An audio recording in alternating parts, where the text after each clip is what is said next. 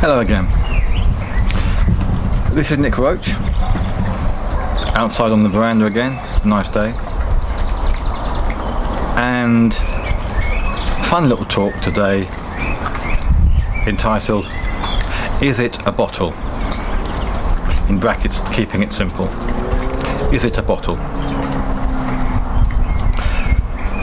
For quite a few years I was a neighbourhood officer with a local authority, and one of my many duties was assisting residents, helping them understand what they could and should put in their recycling bins. Fairly early on in the scheme, we were finally able to introduce the recycling of plastics, but plastic bottles only, no other plastics at all, just plastic bottles. This is because, just a bit of background, there are many different grades of plastic. You may have noticed plastics often have a triangle on them somewhere with a number. Number one is the the highest quality, going on to whatever other numbers there are.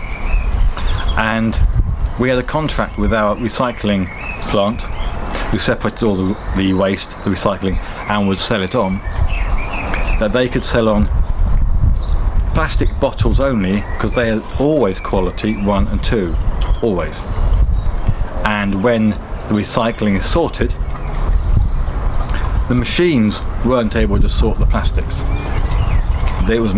It was manually done by conveyor belts at waist high, and these people didn't have time to read the labels and look for what number they were. It was literally pulling out the bottles. That was it. And all other plastics just went for incineration, regardless of what grade they were. No one would ever know they were grade 1, because they hadn't got time to read the labels. So it was plastic bottles only. Any other plastics were contamination. So that was it. Quite simple. Plastic bottles, nice and easy. But still some people struggled with this. And there was one particular property I was asked to go and help a colleague speak with residents about this, because they were struggling.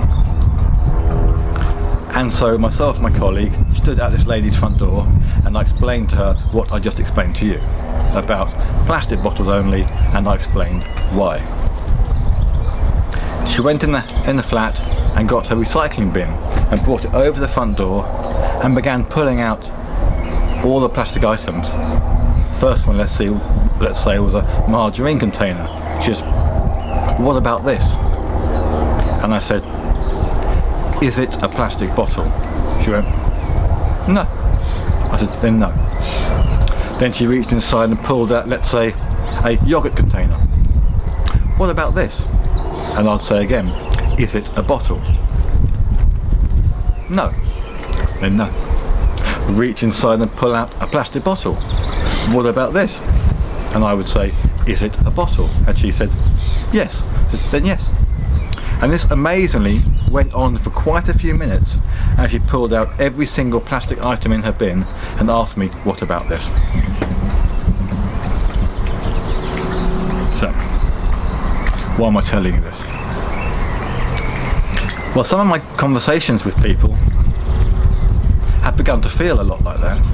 Not in a bad way. I get it, I understand it. The emotion is quite tricky, and people assume it's more complicated than it really is.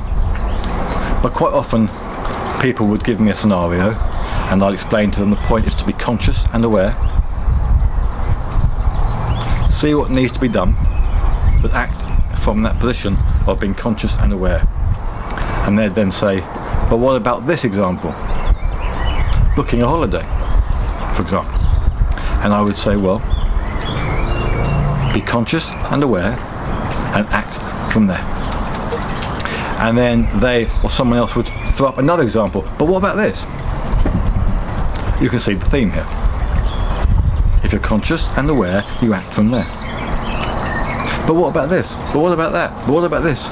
And whether it's in my meetings or one-to-ones with people, or via messages online, people message me, ask me for help with things, invariably, perhaps always, the answer starts with, or its whole entirety is, Be conscious and aware and act from there. That's it. There might be certain practices one can do to help with that, whether it's feeling the breathing first, being aware of the surroundings, being aware of the sensations in the body, or to give the mind something to anchor on. And if there's something disturbing you in your life, you might need to take action to address it, otherwise it will keep disturbing you, of course. But bottom line, are you conscious and aware? And act from there. And that's very, very simple. Is it a bottle? Are you conscious and aware? That's it.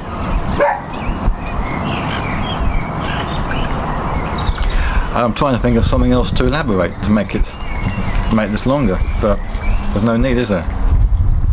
Are you conscious and aware?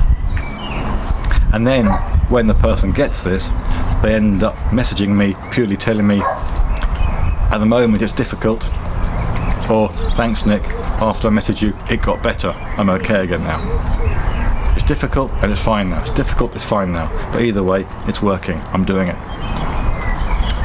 That's it. But the communication is about being aware. Being aware, regardless. Whatever else you think, say and do, it's being aware in the space, being conscious, and act from there.